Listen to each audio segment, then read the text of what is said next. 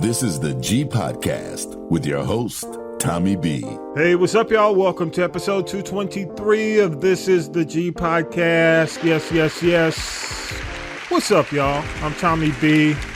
And you know, each week we do news, politics, pop culture, that piping hot tea from the one and only Tanya B. And Tanya B's back this week, y'all. Syracuse Mike has your news update. The Newsmaker crew is here, and we'll try to make sense of Drake and Kendrick Lamar for what it's worth. You tired of it yet? But anyway, Vi is here, Talib is here, and of course I'm here, Tommy B. Let's get into it with news with Syracuse Mike. What you got, Mike? News team, assemble! It's time for the Week in News with Syracuse Mike. There are a growing number of protests on college campuses over Israel's handling of the war in Gaza. Last week marked the beginning of protests at Emory University in Atlanta.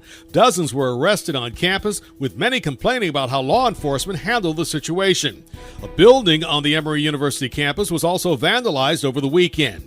And there is concern on the Morehouse campus about the commencement ceremony where President Biden is scheduled to speak. While some on campus see the occasion as a time to protest and take student concerns over Gaza directly to the president, others just want the president to address it, along with additional issues when he speaks. There have been calls to cancel the speech. Last week, Dr. David Thomas, president of Morehouse College, said the school would not rescind Mr. Biden's invitation to speak at commencement.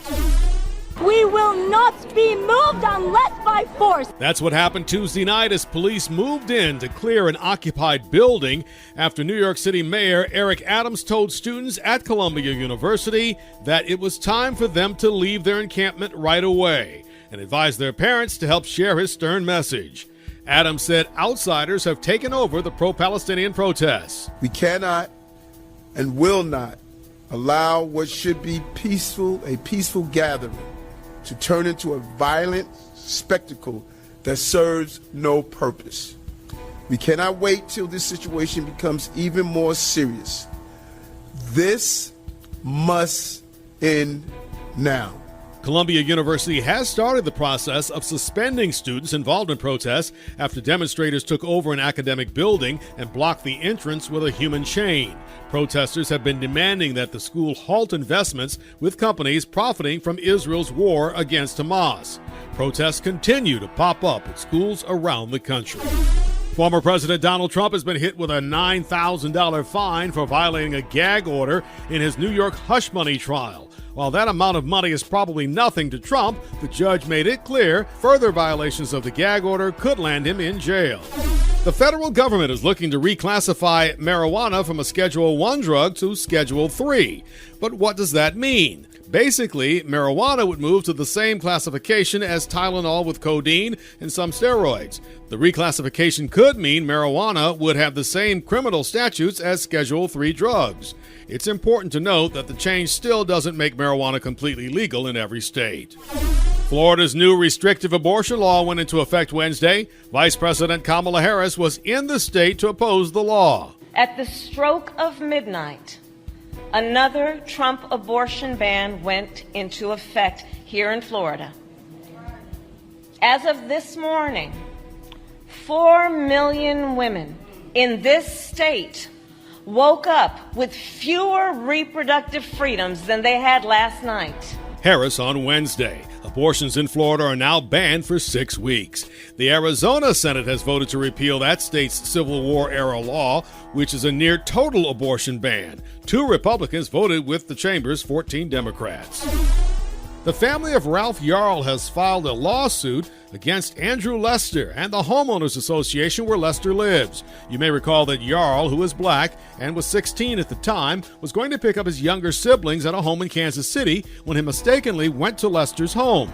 Lester is white. According to the court documents, once Yarl rang the doorbell, Lester shot him. The lawsuit alleges the shooting was caused by the reckless and negligent actions of 85-year-old Lester and the Highland Acres Homes Association. The lawsuit also alleges that the Homeowners Association was aware of a potentially dangerous individual in the neighborhood. Yarl survived the shooting. President Biden has spoken publicly for the first time about the college protests around the country, which have mostly supported innocent Palestinians impacted by the war in Gaza. The president believes a number of protesters have crossed the line. Vandalism, trespassing, breaking windows, shutting down campuses, forcing the cancellation of classes and graduations. None of this is a peaceful protest. The president said there's the right to protest, but not the right to cause chaos.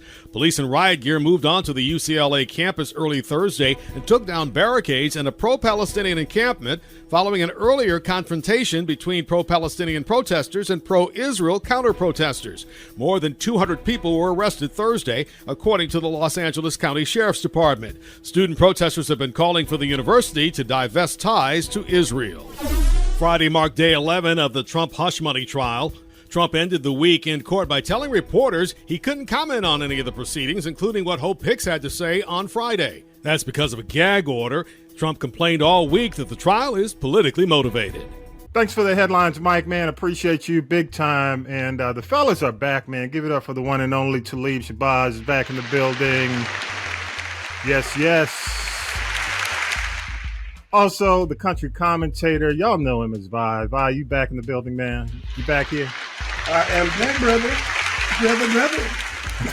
Oh, yes. Man, I got to jump right into it again. It's just going to be a fun, adventure-packed week this week. I'm here to tell you, you heard Mike's headlines, and a lot of them deal with the college protests, but we'll get to that. I want to find out, and I'll start with you this week, Talib. You just guzzle down like a can? Breakfast. That's breakfast. So as he guzzles down breakfast, because we tape this on Saturday morning. What stood out for you this week, man? I mean, there was so much actually going on. I think that the college campus thing, that it's probably the big story for me. It's to just see how one-sided the coverage is, to see that there are people literally throwing fireworks into this encampment and they aren't arrested, but you arrest the people in the encampment. It's just I'm at a loss. I'm constantly. Just when you think this, we've seen the dumbest. You know what I mean? Yeah. We witness something like this all over again, and it's like, what are you people really thinking? I understand. I'll wait until we really get in it. But that was my big takeaway for the week. Besides all the the rat beef. Oh, yeah. We're going to talk about that at the end. Yeah, but I do want to get to that as well. Good point. All right, country commentator Vi, what you got, man? What was the big story for you this week? Well, I mean, it's not really nothing important, but I'm like the sports guy, like you said, the WNBA. I mean, it's to the point where Caitlyn, they're going to make her the face of the WNBA. Like they trying to make her the face of the WNBA, not let her earn the right to be the face of the WNBA. How you gonna make? We can see Caitlyn debut preseason free, but when Angela Reese debut, it's not free. You got to pay to see hers. So okay, you're talking about Angel Reese and right in Chicago. Not only that, you had two superstars, two super riggers on that team. We got to pay to see them, but you get to see Caitlyn Clark free of charge. Yeah. And it's not anything. Caitlyn she's just doing what she's supposed to do. It's the WNBA. They making it worse than what it actually should be. If you can make it free for her, they make it free for them. Make it free for them too. Yeah, a lot of people are saying they dropped the ball with that. Yeah. They did. I mean, now in their defense, just slightly in their defense, it's a preseason game. Right. Yeah. But why? If it's a preseason game, then why make it free for Angel Reese also? Yeah, I want to see Angel Reese. I want to see Caitlyn. Yeah, now Caitlyn did light it up with 21 points. My point is, let her earn her right to be the face of the WNBA. I cannot take about how great a player she is. She's surreal. But let her earn it. Both. Let her earn it. Well, like when Michael Jordan came to the NBA, they didn't give it to him. He had to take it. Mm. So let her take it. Because the WNBA player, they are sure not going to give it to her. They coming at her. Yeah. Well, it's interesting, man. And, I think when you look at social media and you see the heat that the WNBA is taking for that, for lack of really giving the preseason games more coverage. Now, on the other hand, it's tough when you got the NBA going on like full blast right now. That. Okay, I get it. But they don't do it. They don't do it at all, do you? Yeah, unless you want that heat and you think that heat is worth it. Yeah, I questioned my thing was I questioned why y'all dropped this in the middle of the NBA playoffs. I know typically they play right after the NBA. The season starts right after the NBA season's over. But this is the preseason, though. This is preseason. I was like, this is not normal. Ain't this the normal time they started?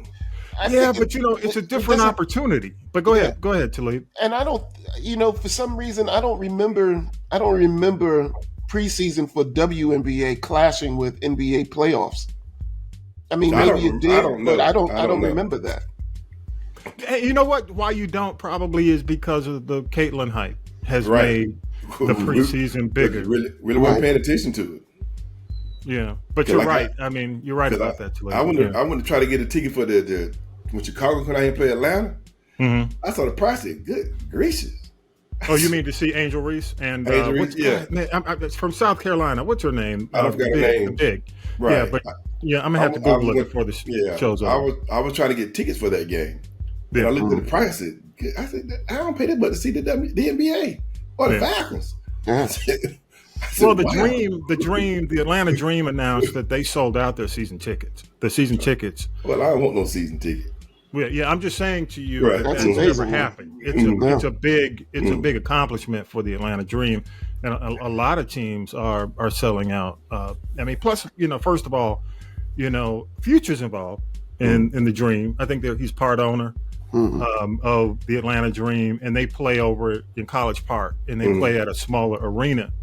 But still, for them to sell out their season tickets. I mean, of course, they got game by game tickets available. Yeah, I was trying to buy a game season ticket. Tickets sold out. Yeah, they put Chicago in September. I was going to try to see that game.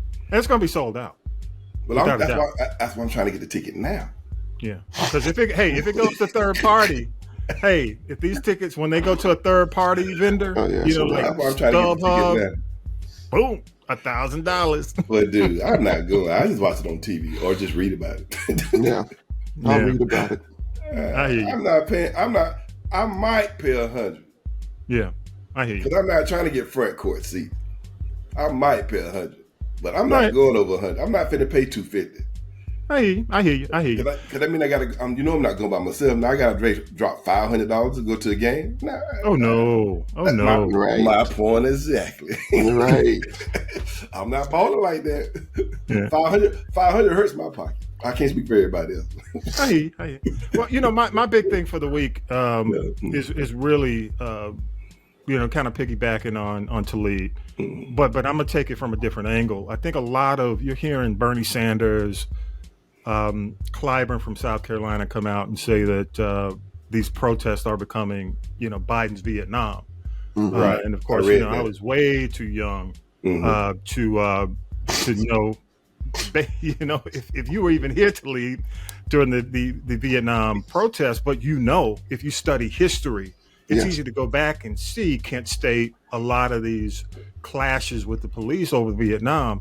And some people are saying it's also a reminder of the anti-apartheid movement, which we probably have more connection with. Right. But let me give you some stats. According to CNN, man, they say the war doesn't even come close to the big three when they do the polling. And the big three would be protecting democracy, immigration, and border security, and abortion. Those eclipse whatever's going on in Gaza. And a couple of polls here. Let me get to it. NBC says only 7% of voters would vote for a candidate because of their stance on Gaza. Gallup says Americans, in terms of the most important problem facing the nation, when they asked that question, only 2% answered with some version of Hamas or Middle East. And even among and we think that it's going to have impact on younger voters, even, those 35 and under. only 2% said that Gaza was important, and that's based on Gallup. And I think, and y'all can weigh in on this. I think it's different for three reasons why I see, maybe 2.5. Okay, we have no troops on the ground. Right. True. That's a big deal. The fact that we don't, in Vietnam, we had a whole lot of brothers. Vietnam still, if people who there are a lot of people who still suffer from the effects of being in Vietnam. Mm-hmm. Right.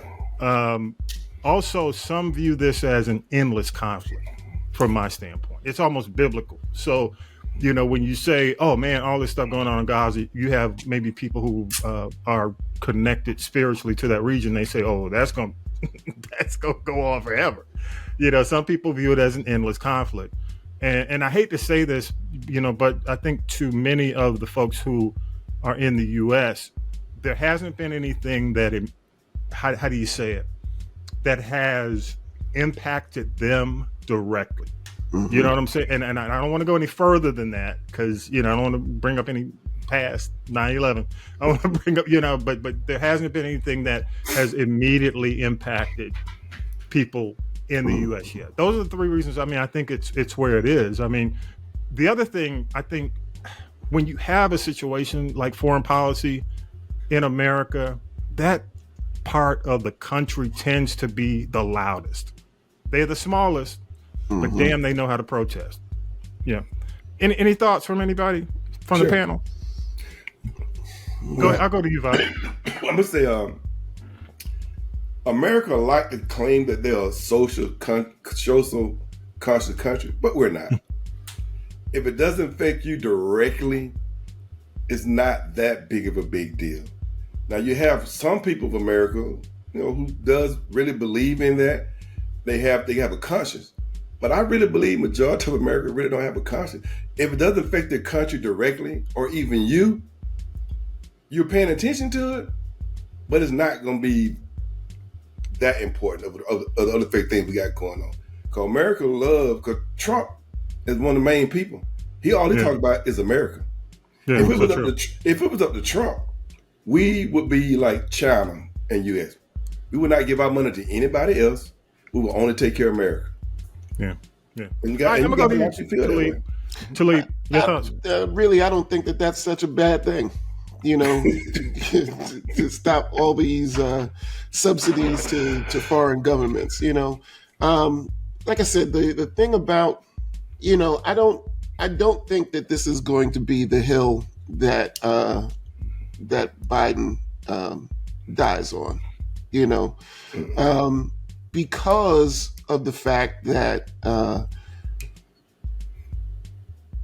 it doesn't move the needle with enough of the general population.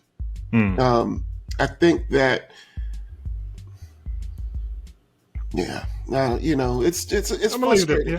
To me, it's frustrating because again, a lot of these things are just showing the hypocrisy.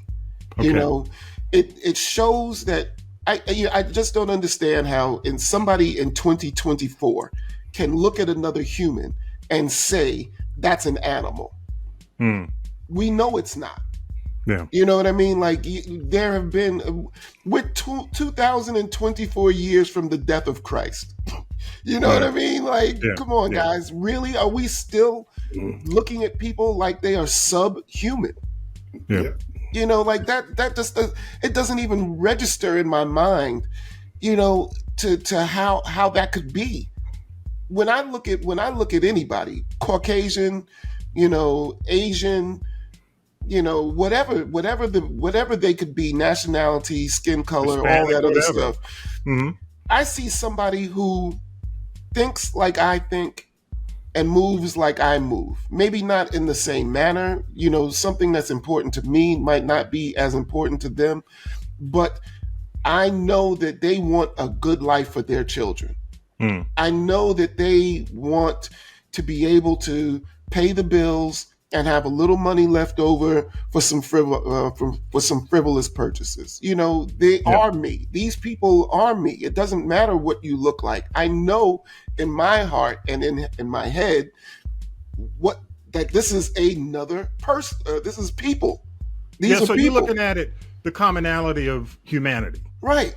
And I don't, and to be honest, I just don't understand how in these days and times you could say, and again, Israel, the formation of the state of Israel was based upon what Hitler was doing in World War II. They needed a place that they could be. Mm-hmm. I know I'm reducing that to, base amounts. Yeah. I'm not going into the whole, why Israel. Exactly. But here you go. And, some 70 years later, you are doing the exact same thing that Hitler did to you, but you don't see that? Yeah.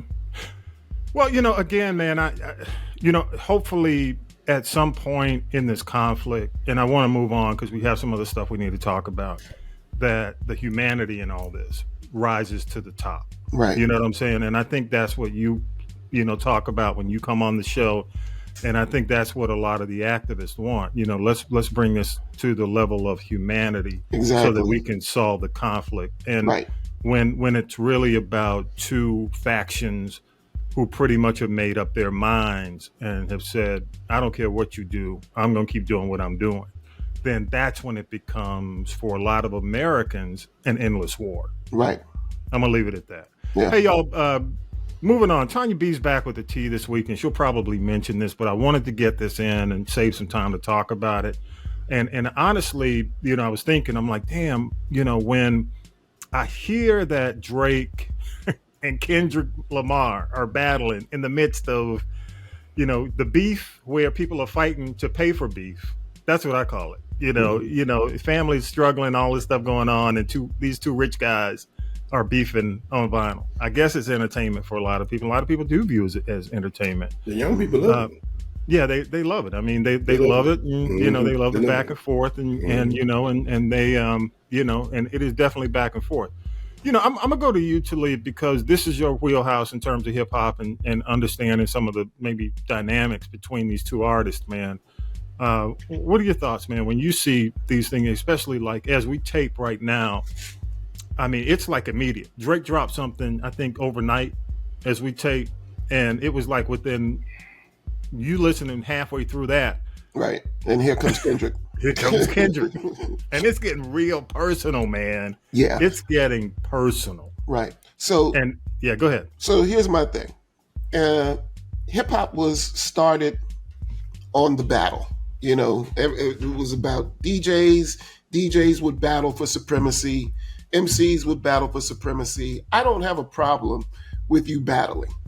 What I have a problem with is when it gets to the point where you're starting to talk about people's moms and, other than, the mom, your mom's so fat type of thing, playing the dozens is one thing, but when you are actually right, that's cool. But when you are actually, looking for information, you're calling out, another child that might be denied and things like that. It's like, guys, either you're going to be funny or you're not.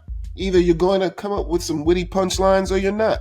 I think that I don't have a problem with people battling and leaving it as that. It was a battle. After the battle, you can say who won, who didn't win, and we move on to the next, to the next thing.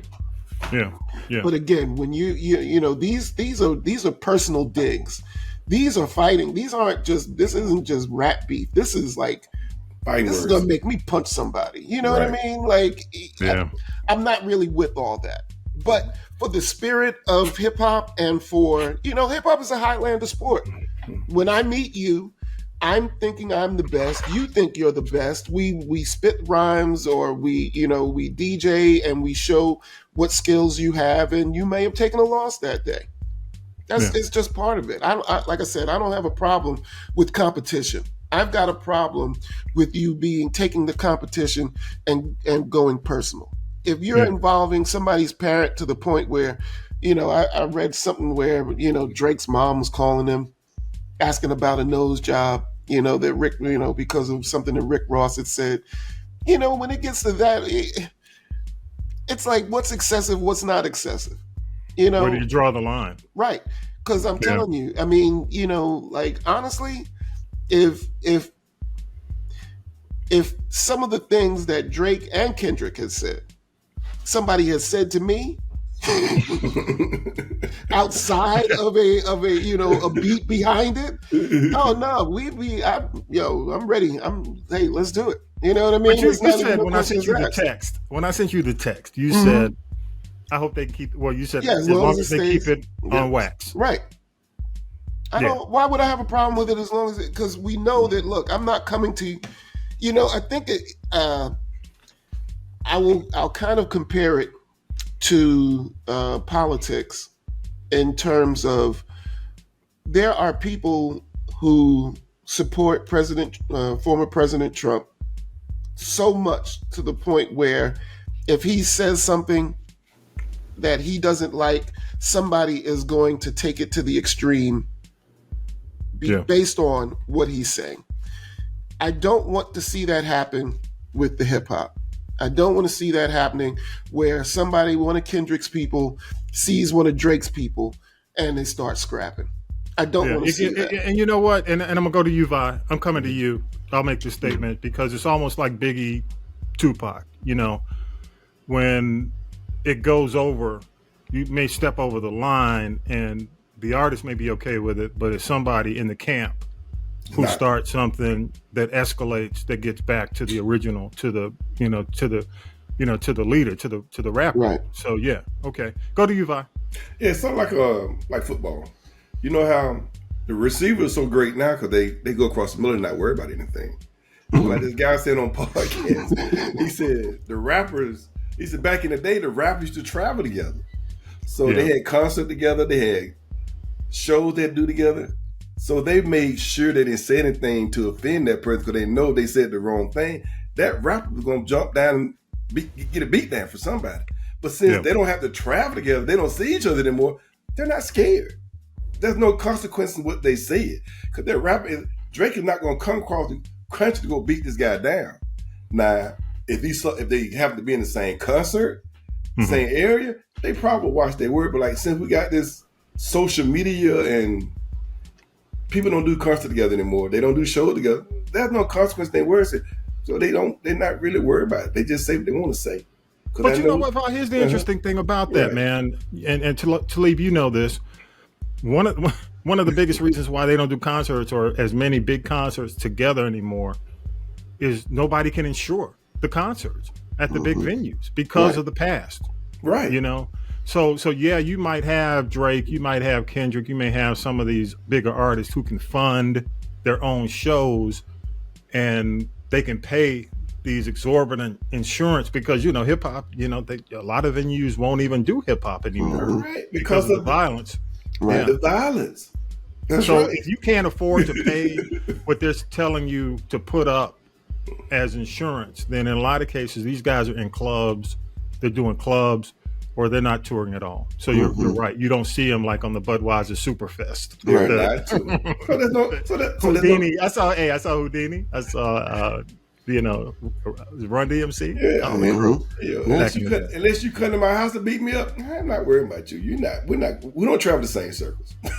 I'm finding encouraging about this, about the Kendrick and Drake situation is that people are now recognizing the difference between surface-oriented lyrical talent and critical thinking, deeper lyrical meaning.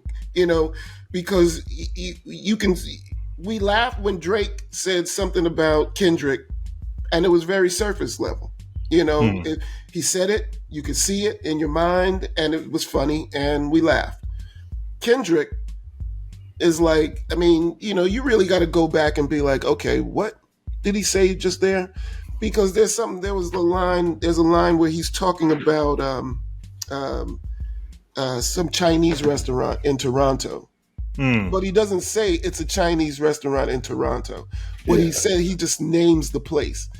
But not only is it a Chinese restaurant in Toronto, and he's saying that he gets more love, Kendrick gets more love at this Chinese restaurant than Drake does. This is also the Chinese restaurant where Drake got robbed of $4,000 worth of jewelry and money. So Kendrick is more like a poet.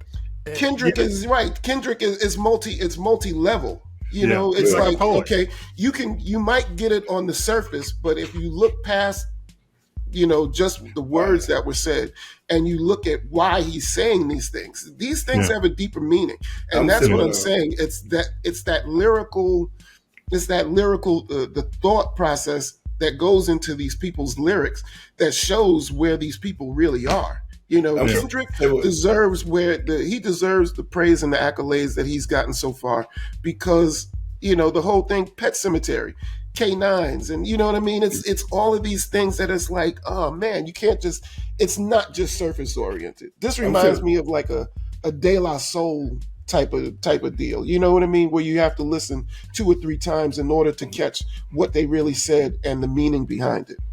I hear you. I'm gonna go to you. Go ahead, Von. You had one more thing to say on it. On the podcast, I'm not gonna say his name. What brought my attention, he said, Kendrick Dishon is an investigating rapper.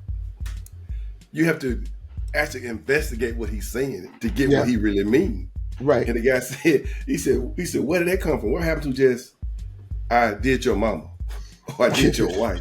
He said, what happened to the good old dish? He said, Kendrick gets so deep with his stuff, and then when you get, you go, oh my God. Yeah. Did he really go there? Right. He said, I mean, Kendrick, there's a reason why he won a Peabody. You know, I mean, there's a reason why he won these awards, and people don't understand. The other thing is, and somebody said this, and I want to go ahead and end it and get your last thing for the week, so we can wrap it up. But the other thing is, people,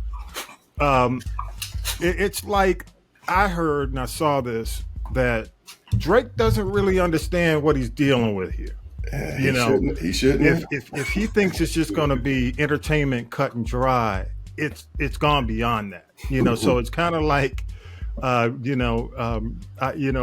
whole Key and Peele with the 2 boxers, and the one boxer just talking smack like, and the other guy says, your family will be bleeding over your bed as they, you know what I mean? And he's like, does this guy know that we just talking here? we just joking, man. No, dude, you don't know who you dealing with.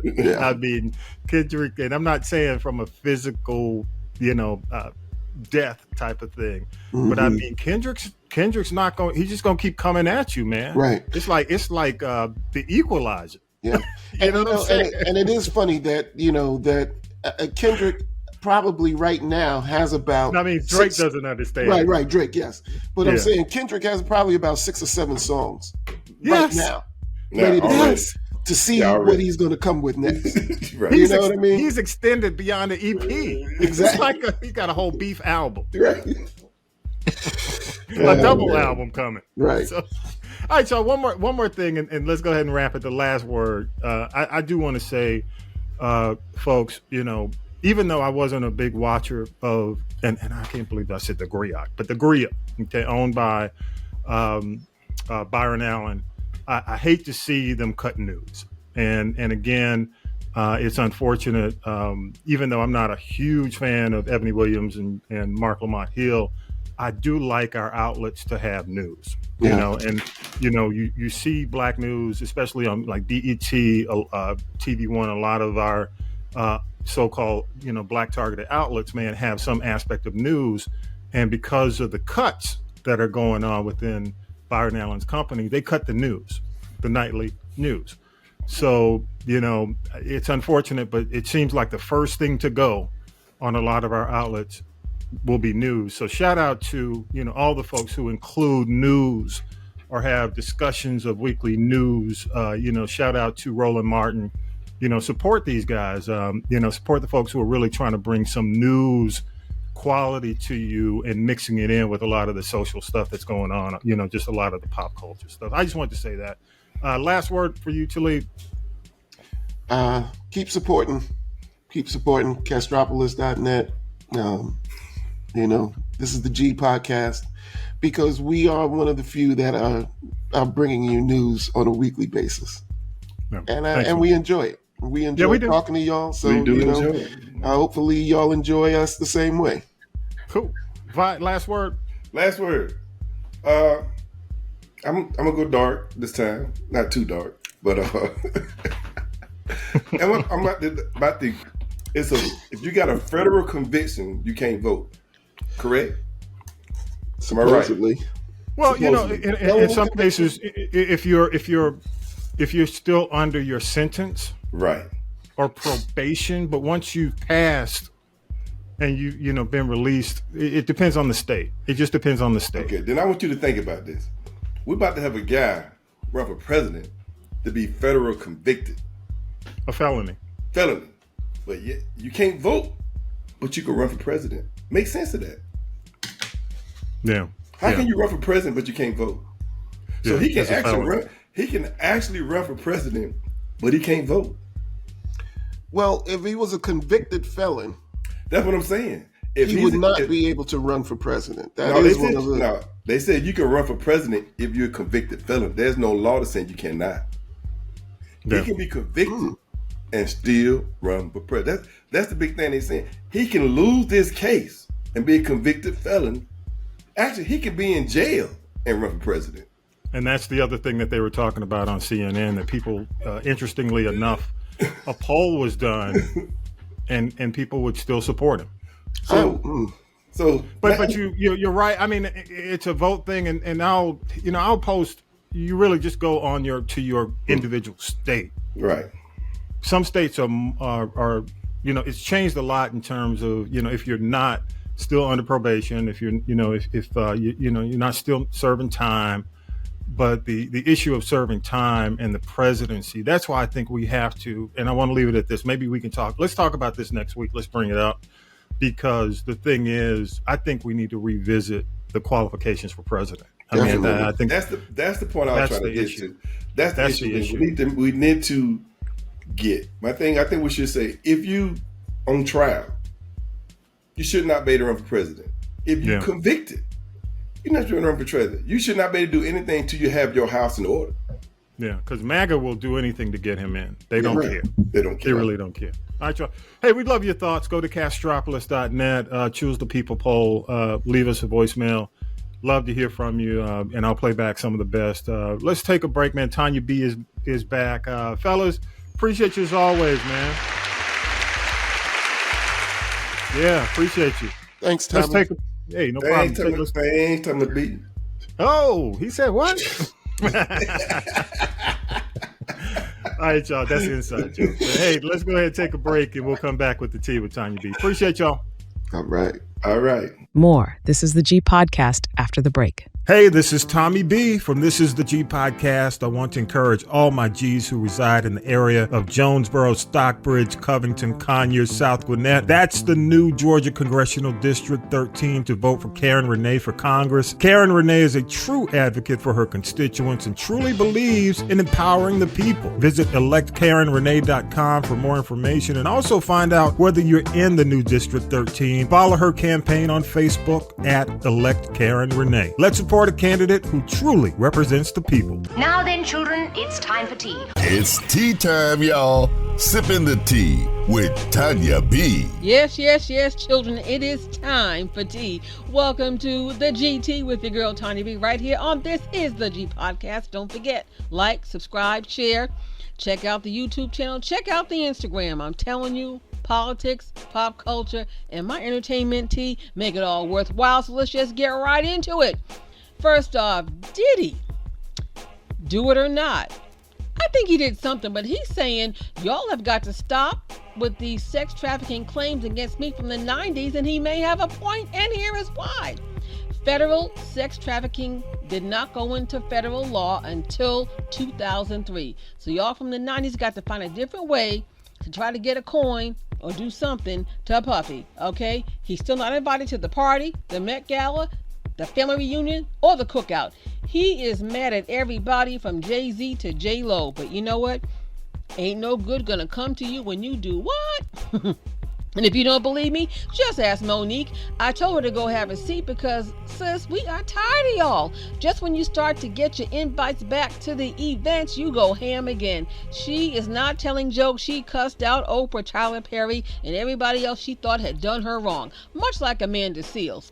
She's blackballed from Black Hollywood. She's lost every job she ever got. She's very talented, but she's got to learn to get out of her own way. And she is not protecting Issa Rae. Issa Rae gave her the biggest job of her entire career on Insecure, and she couldn't even keep that. I'm just saying, you two join hands, go over there in the corner, and join the 2024 We Tired of Y'all Hall of Fame. Jeannie Mai, we still tired of you too. But Bebe, her first husband, Freddie, is speaking out and spilling all her business and her tea about her and her mother, Mama Mai. Her ex-husband claims that they set Jeezy up, that Jeannie is a snake, a liar, and a manipulator.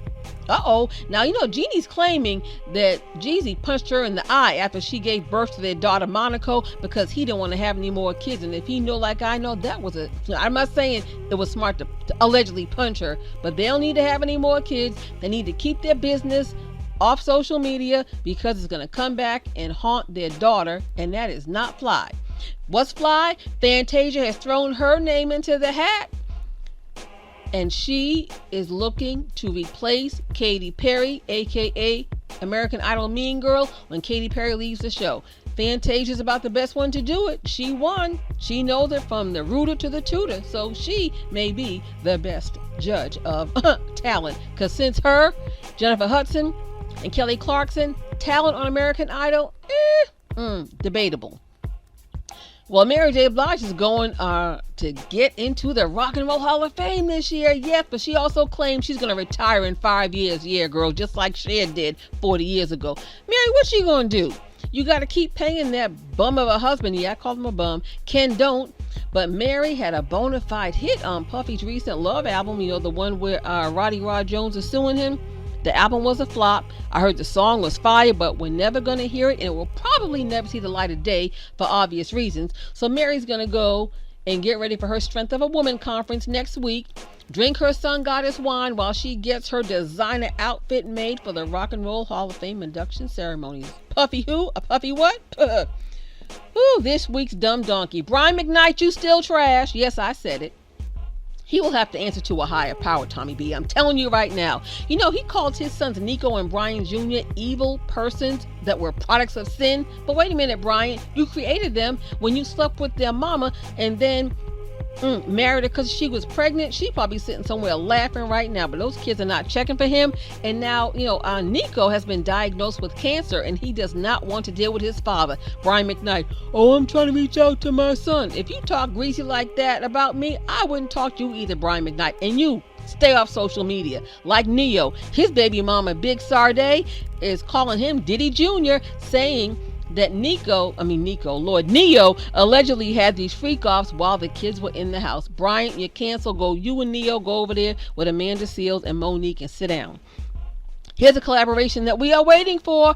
October London and Babyface, the two brothers from Indiana, are teaming up for a collaboration on Babyface's upcoming album. And boo, talk about that being a tour. My goodness. Oh, good God. All right, now listen, let me tell you this.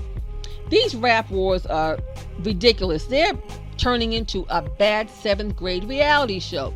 Can we just go back to the days of like the LL Cool J and Kumo D rap wars or the beefs? Someone said take that rap beef and throw it on the grill and burn it up. A few weeks ago, it was Drake and Rick Ross. You got a BBL. You got lipo. You got a nose job. This week, it's Kendrick Lamar and Drake. And who's the common thread in all this mess? Drake. But let me tell you something. Even Kanye tried to get in this, but they told him to go sit down. But here's the thing.